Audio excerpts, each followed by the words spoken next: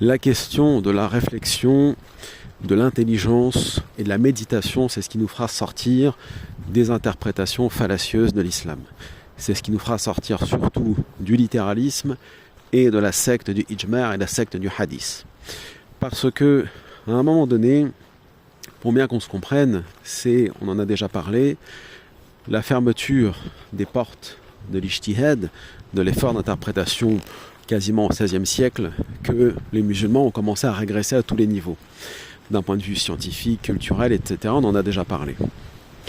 Donc, en d'autres termes, qu'on soit sunnite, chiite ou wahhabite, aussi longtemps qu'on sera fermé, que les portes de l'ijtihad seront closes, et qu'on sera prisonnier du taqlid ou du ittiba', de l'imitation aveugle, sans réflexion, sans regard critique, sans rien. D'abord, on trahit le Coran, qui nous appelle à la réflexion. Ulul albab, les doués d'intelligence, c'est pas des muqallidin, c'est-à-dire des gens qui suivent aveuglement tel shir ou tel shir. Et ce qu'on observe, c'est qu'en fait, la masse musulmane est dans le suivisme aveugle, sans réflexion, sans esprit critique, sans regard critique. Et du coup, ça en fait des gens similaires à, je vais faire une comparaison un peu limite, aux skinheads. C'est-à-dire dans l'extrême droite, il y a ceux qui réfléchissent, les grands penseurs. Donc aux États-Unis, c'est Kevin B. MacDonald ou William Luther Pierce ou des gens comme ça. Bon, lui est décédé, mais bon, ça change rien. Bon, certes, leur idéologie est détestable à bien des égards, racialiste et ainsi de suite, mais ce sont des gens de réflexion, des intellectuels et ainsi de suite. Eux, ils savent pourquoi ils sont racialistes.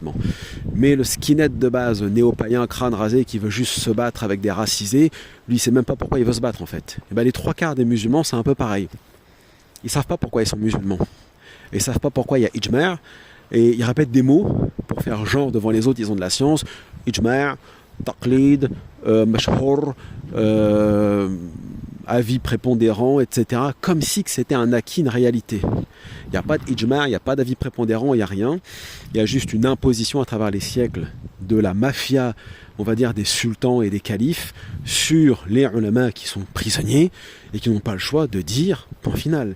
Et s'ils sortent à un moment donné du ijma' ou de la prison de la secte, que ce soit un contemporain comme Cheikh Mohammed al-Ghazali, il est obligé de fuir de l'Égypte pour aller en Algérie faire son travail dans les années 70 puisqu'il ne peut plus.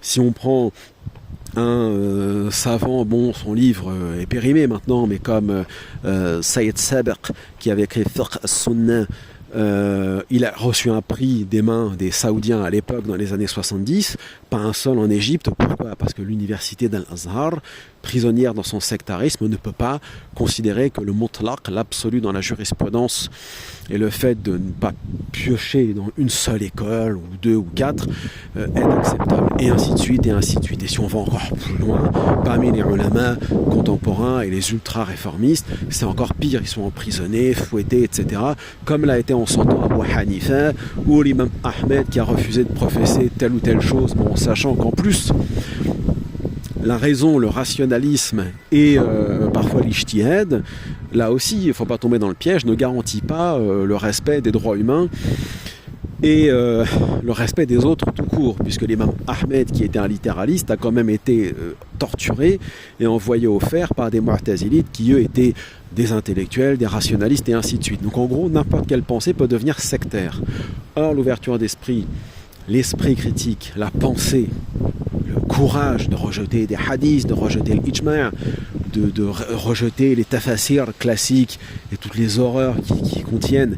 On va faire une vidéo tout à l'heure, Inch'Allah, sur le verset dans Surat Sad 38 au sujet de Sulayman alayhi salam, l'histoire du corps qui est sur le trône à sa place. Qu'est-ce que ça signifie ? Les musulmans ne savent pas. Ou alors ils ont déjà la réponse toute prête qui se trouve dans le Sahih Muslim et dans le Sahih de l'imam al-Bukhari, c'est-à-dire le fameux hadith des 100 femmes, 70 femmes, 80 femmes de Sulayman, ça dépend des variantes, alayhi salam. Bref, tous les sujets sont conditionnés à des hadiths, des riwayat collectés 2-3 siècles après la mort du prophète sallallahu alayhi wa sallam, ou collectés à des avis du Moyen-Âge, sans qu'on ait dépoussiéré un peu, réouvert le livre pour dire bien non, ce hadith n'est pas authentique, donc l'interprétation n'est pas bonne. Il faut renouveler tajdid, l'interprétation du Coran. Voilà, par exemple.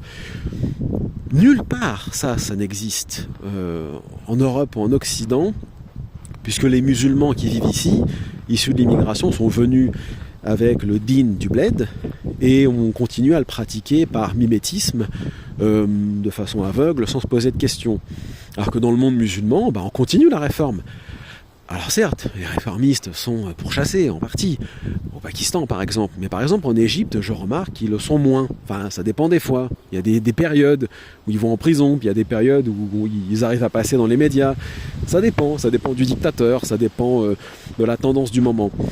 Mais en France, les blédards, les chibani, leurs enfants, etc., et puis les wahhabisés aujourd'hui, alors eux sont totalement prisonniers du tout venant, c'est-à-dire de l'interprétation là, toute prête, tout qui vient là comme ça, dans n'importe quel mektaba, on achète un livre, où les traductions c'est toujours les mêmes, où l'interprétation c'est toujours la même. Si c'est pas Ibn Uthaymin, si c'est pas Bin Baz, si c'est pas Albani, si c'est pas Muqbil, si c'est pas comment dirais-je, Djibrin, si c'est pas tel ou tel cheikh saoudien, wahhabite, etc., on va aller vers les 4 écoles du Moyen-Âge, donc ça va être le Matin d'Ibn Ashir, traduit en français, vendu ici ou là, il n'y a aucune évolution.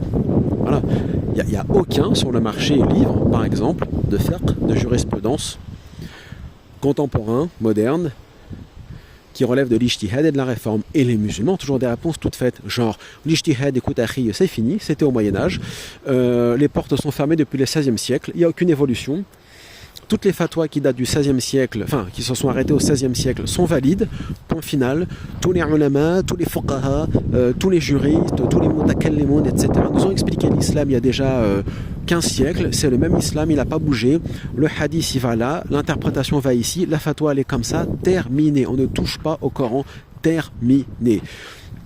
Quand tu demandes les preuves de la véracité de ces hadiths, de la véracité de ces fatwas, quand tu leur démontres par A plus B que ce sont des avis ridicules qui ont parfois été eux-mêmes rejetés déjà dès le Moyen-Âge par plein de musulmans, plein de ulama, rejetés les hadiths en question tantôt par Bayhaqi, tantôt par Abu Hanifa, tantôt par Ahmed, et ainsi de suite.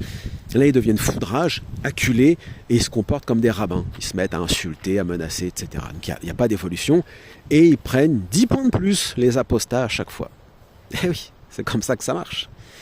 Or, ce qui nous fera sortir de cet obscurantisme, comme disent les médias, et ce qui empêchera les masses musulmanes d'aller vers l'apostasie, puisque là c'est une dégringolade, hein, il y a des apostats tous les jours, c'est justement la meilleure compréhension de son din, loin du ijma', loin des hadiths, et ainsi de suite. Donc il faut évoluer.